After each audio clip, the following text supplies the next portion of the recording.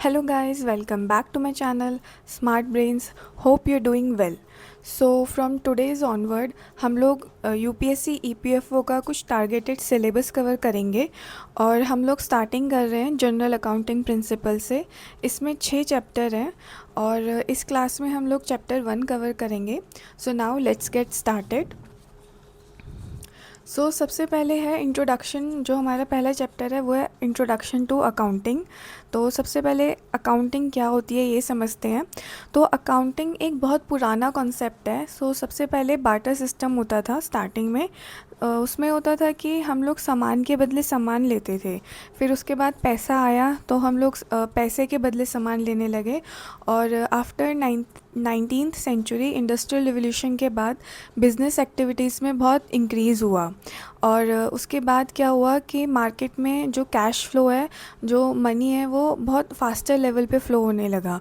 जैसे हम अपने आसपास देखेंगे कि फैक्ट्रीज़ हैं, बिज़नेस हैं, बैंक हैं, हॉस्पिटल हैं, सब में मनी फ़्लो चल रहा है और उसका रिकॉर्ड रखना बहुत इम्पॉर्टेंट है ताकि हमें पता चले कि कहाँ कितना पैसा खर्चा हुआ है। और इसी कॉन्सेप्ट को अकाउंटिंग बोलते हैं। अकाउंटिंग एक प्रोसेस है classifying, summarising and communicating of economic information. और इंफॉर्मेशन किसी पर्सन या किसी फर्म की भी हो सकती है। अकाउंटिंग हमें हेल्प करता है फाइनेंसेस और ट्रांजैक्शन को समझने में। ये एक डेलिकेट प्रोसेस है, इसलिए इसमें स्किल्स की रिक्वायरमेंट होती है to categorize, measure or report the economic data. So now moving forward, accounting information क्यों इम्पॉर्टेंट है और अलग अलग फील्ड्स में इसकी क्या इम्पॉर्टेंस है। सबसे पहले कंपनी के पर्सपेक्टिव से देखते हैं। तो एक कंपनी अकाउंटिंग इन्फॉर्मेशन से ये पता कर सकती है कि उसकी कंपनी को अच्छे रिटर्न्स मिल रहे हैं या नहीं मिल रहे हैं और वो अपनी कंपनी के फाइनेंशियल हेल्थ पे एक ट्रैक रख सकती है। देन प्रोफेशनल पर्सपेक्टिव से देखते हैं। तो प्रोफेशनल्स को अकाउंटिंग इन्फॉर्मेशन एक कंपैरिजन करने में हेल्प करती है और उस कंपैरिजन के थ्रू उन्हें पता चलता है कि उनकी स्ट्रेंथ क्या और वीकनेसेस क्या हैं। और इन्हीं फैक्टर्स को देखते हुए वो लोग डिसाइड कर सकते हैं कि उन्हें आगे क्या एक्शंस लेने हैं ताकि वो और अच्छा कर सकें। देन क्रेडिटर्स के पर्सपेक्टिव से देखें तो उन्हें अकाउंटिंग इन्फॉर्मेशन के थ्रू ये पता चलता है कि मार्केट में कितना कैश फ्लो हो रहा है। देन इन्वेस्टर्स अकाउंटिंग इन्फॉर्मेशन से ये डिसाइड करते हैं कि उन्हें मार्केट में इन्वेस्ट करना है या नहीं। Then government and regulatory agencies accounting information के थ्रू वेरियस डिसीजंस लेते हैं on taxes, VAT, income tax, custom duties etcetera पर। So now types of accounting. Accounting के 3 टाइप है, financial, cost and management. The first one is financial accounting. जो भी financial transactions हैं उसके रिकॉर्ड्स इस अकाउंटिंग के थ्रू रखे जाते हैं। किसी भी बिज़नेस का प्रॉफिट और लॉस कैलकुलेशन इस अकाउंटिंग के थ्रू होता है। और फाइनेंशियल ईयर के एंड में जो बैलेंसेस हैं किसी भी कंपनी या किसी भी फर्म के, वो क्लोज भी इसी अकाउंटिंग के थ्रू होते हैं। Then cost accounting. तो कोई भी कंपनी अपने प्रोडक्ट का क्या प्राइस सेट करे जिससे उसे फ्यूचर में प्रॉफिट हो, तो वो इस अकाउंटिंग के थ्रू सेट करते हैं।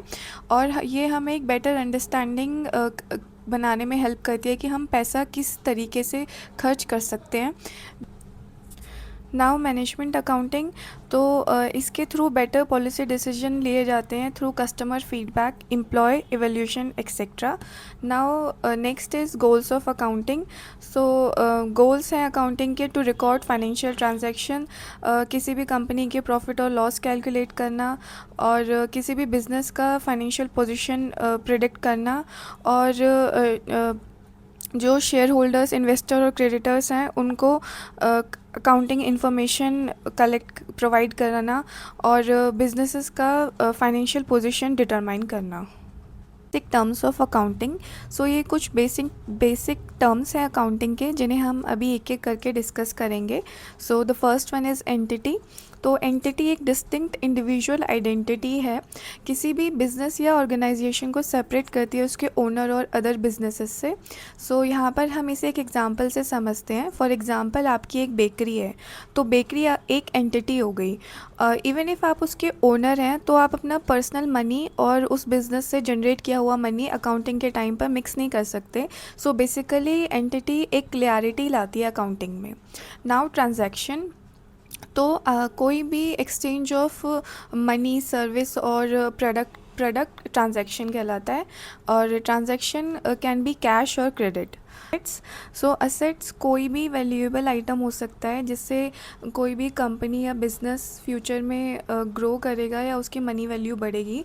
तो ये कैश भी हो सकता है, ये इक्विपमेंट्स भी हो सकते हैं, ये लैंड भी हो सकता है, ये बिल्डिंग भी हो सकती है, ये इन्वेंट्री भी हो सकता है, मतलब कि जो कंपनी प्रोडक्ट सेल कर रही है या बना रही है ये वो भी हो सकते हैं।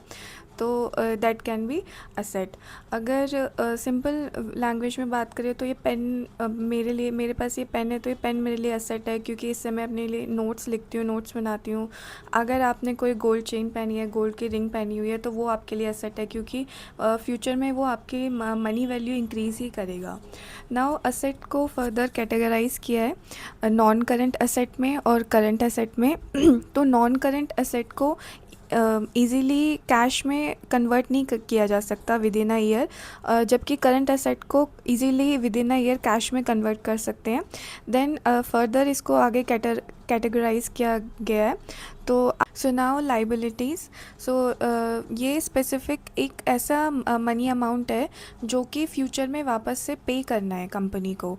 So it can be loans, और ये सप्लायर से लिया हुआ पैसा भी हो सकता है जो कि एक स्पेसिफिक टाइम के लिए लिया गया है और फ्यूचर में वो स्पेसिफिक टाइम पर वापस करना है, रिटर्न करना है।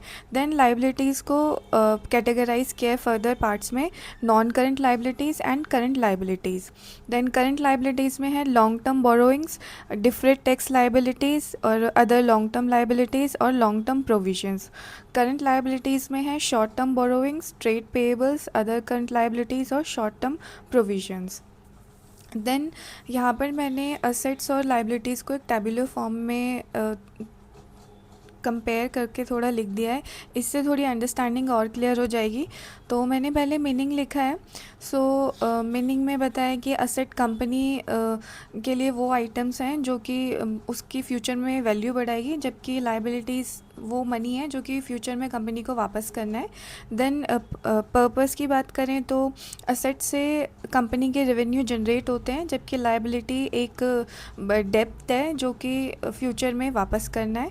देन इसके टाइप्स बताए हैं। देन मैंने एग्जांपल दिए हैं कि असेट का क्या एग्जांपल हो सकता है, तो वो machine, land, money, amount, goodwill account और रिसीवेबल, जो भी पैसा फ्यूचर में बढ़ के मिलेगा।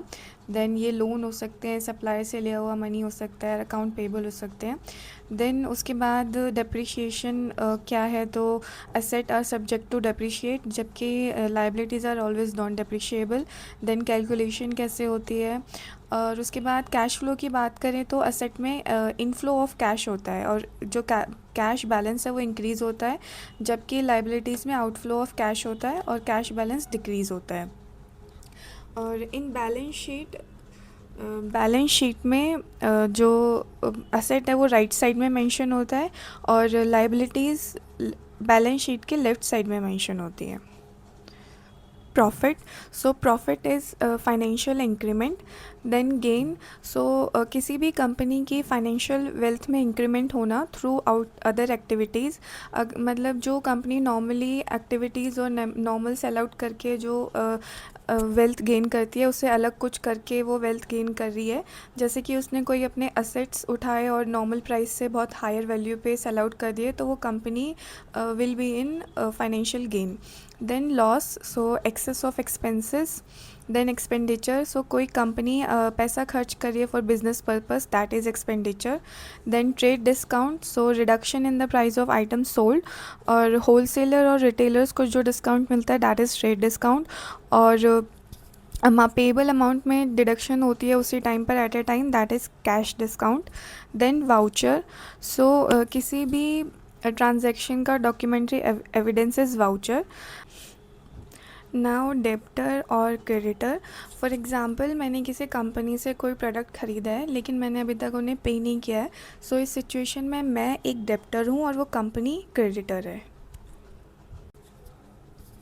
सो now revenue is basically income. So company जो भी बिज़नेस करके अमाउंट जनरेट करती है दैट इज़ रेवेन्यू।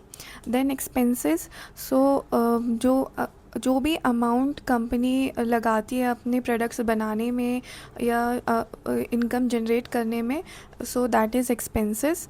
तो it can be rent, wages, salaries, interest और जो भी कॉस्टिंग आती है वो सब।